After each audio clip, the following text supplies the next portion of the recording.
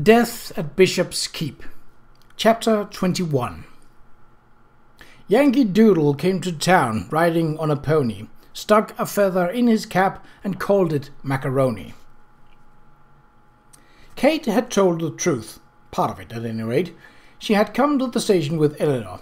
Miss Marston stopped in briefly the day before, having apparently decided that her friendship with Kate was not to be sacrificed on the altar of Kate's secretarial labours. She had invited Kate to spend the weekend with her in London.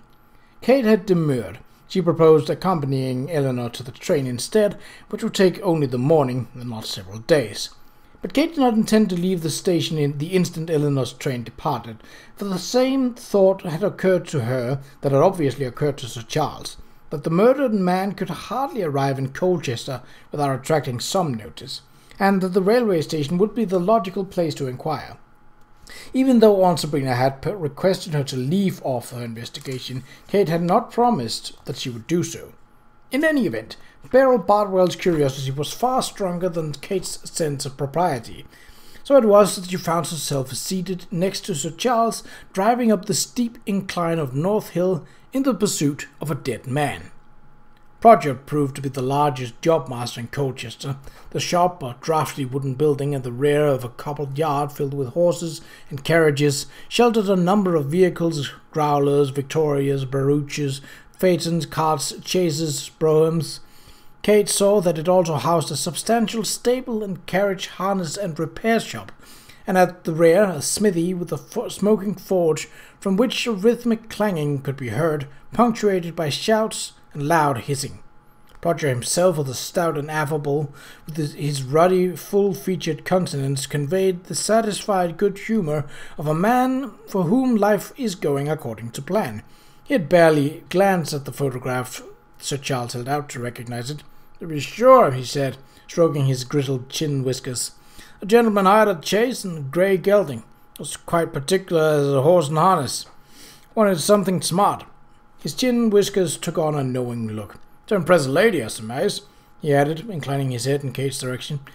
"Did he say anything about the gelding's lameness when he returned it?" Sir Charles inquired. Qa'Rajh pushed out his lips and pulled them in again, giving thought to his reply. "Well, now," he came out finally, "I can't say that the gentleman was the one that returned it.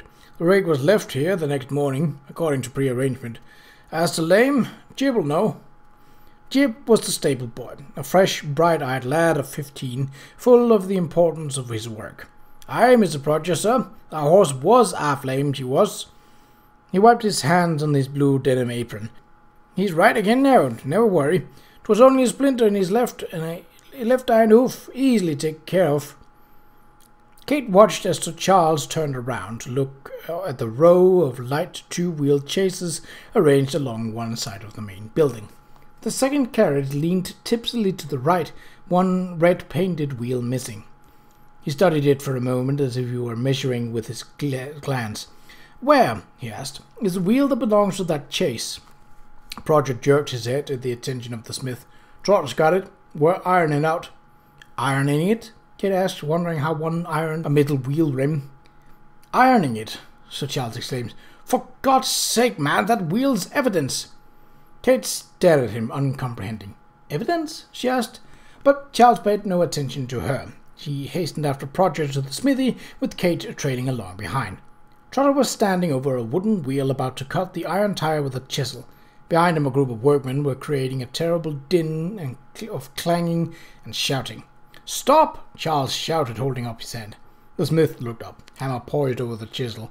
His face was charcoal and his eyes were white marbles. "Says who?" he retorted, and struck the chisel a ringing blow. Behind the smith, Kate saw 2 journeymen and 2 apprentices were working on another and larger wheel, which rested flat on a circular stone platform. A red-hot iron rim was being fitted to the wooden wheel and driven into place with blows of the journeymen's sledges. The apprentices doused the smoking rim with water from sprinkling cans. Steam replaced smoke with a great hissing and stench of charred wood, while the iron tire contracted violently and the wheel snapped and creaked. Kate watched with fascination. So this was how one ironed a wheel. Sir Charles turned to Mr. Qa'Rajh. "I need to examine the wheel," he said loudly. to cancel out the noise. "The last man to hire the carriage from which it came was murdered." "Murdered?" the smith exclaimed, dropping his chisel. Kate stared at Charles. How could he be so sure? Roger raised his hand to quiet the workers. Into the sudden silence he said, "Murdered? You mean that gent I read about in the exchange was Monsieur Armand?" That was the name of the man who hired this carriage?" said Charles asked. "That was the name he gave me for the ledger," Roger replied cautiously. Armand, Kate thought, a French name. A Frenchman with a scarab ring. "I would like to photograph this wheel," Sir Charles said. "It is evidence in a murder case. I am assisting Inspector Wainwright," he added, by the way of explanation. "Wainwright needs assisting." Roger's chin whiskers quivered disdainfully. Then, with an air of resignation, he addressed the smith. "Well, Trotter, I don't suppose it'll harm the wheel to let the gentleman make a photograph of it." By way of answer, the smith leaned the wheel against a tree and turned his back on it. We were going to oversee the progress of the men with the sledges and the sprinkler cans. While Kate waited beside the wheel, Charles went to the chase, got his camera and tripod, and set them up. As he watched curiously, he unfolded his ivory rule, propped it against the wheel, and photographed the wheel and the rule, following that with several close-up views of the brake in the iron rim. Then he marked the spot where the brake touched the ground, carefully rolled the wheel 1 revolution until the brake touched again, and measured the distance with his rule. 12 feet 7 inches, he muttered to himself. He turned to Roger. "I would like to photograph and examine the chase from which this wheel came." Roger led him back to the row of carriages. "What I want to know," he said as Sir Charles set up his camera, "is how you knew which wheel you were after." "The break in the rim," Charles said, taking a photo. "It left a mark at the scene of the crime, which revealed itself in the photographs I took, as good as a fingerprint for identification." "Fingerprint?" Roger asked, mystified. "What's that?" Quaid spoke quickly, forestalling Sir Charles' inevitable lecture. "The distinctive mark left by a person's fingertips," she said. "A fingerprint can be used to distinguish one person from another." Roger grunted. "Seems to me a man's face ought to be better than his fingers for that purpose." Sir Charles straightened up. "Did Monsieur Armand offer any identification?" he asked, but changing the plate on the camera. "An address, perhaps?" "He offered the hire in advance, a generous tip," Roger replied with dignity. "In this business, that was sufficient identification." "Did he mention his purpose for travelling to Colchester?" Kate asked. She ignored Sir Charles' irritated frown. He wasn't the only one who could question an informant. "Or the name of someone he planned to meet while he was here?" Jobmaster pulled his mouth first to one side, then the other. "He asked after a street, Queen Street, I believe, but I just remember the number." Kate felt a stab of excitement. Queen Street? Perhaps they were getting somewhere. So Charles stepped out from behind the tripod. "Would you object to my examining the interior of the chase?" he asked. "Examine all you like," Roger said with a shrug, "but our carriages is clean swept after every hire." He dragged over a wooden block and placed it under the axle of the missing wheel chase, balancing the vehicle. "If it'll help to have a look, climb up." Kate looked on while Sir Charles examined the carriage carefully. Roger was right. The floor had been swept, the leather seat polished, and the side panels wiped clean. But on the smooth handle of the whip, Charles pointed out a clear fingerprint, which he photographed. "Well, that appears to be it," he said, stepping out of the chase. "You missed a feather," Kate said. Sir Charles frowned. "A feather?" Kate picked it out of the corner of the seat and held it out. The feather was an iridescent blue hue, such as she had never seen before, and it was broken. "Aha!" Sir Charles exclaimed. With a triumphant smile, he grasped it and held it up to the light.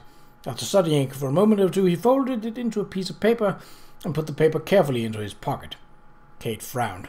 "You're welcome," she said pointedly, feeling in her heart the unfairness of playing Watson to this self-absorbed Holmes. Charles turned to her for a long moment, his smile fading. "Forgive me," he said, very seriously. "Thank you, Miss Hartley, for spying the feather. You have sharp eyes." Kate smiled. "What can you tell from a broken feather?" Mr. Prodger asked. "That depends on whether it's possible to locate the remainder of it," Sir Charles replied.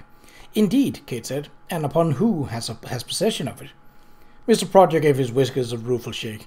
"I've heard of looking for a needle in a haystack, but looking for one particular feather in a town the size of Colchester," he barked a laugh. "All I can say, sir, is if you find it, you're a sight sharper than Wainwright. He couldn't find a feather if the bloody thing was stuck in his cap, or tickling his arse. He looked at Kate. "Begging your pardon, ma'am."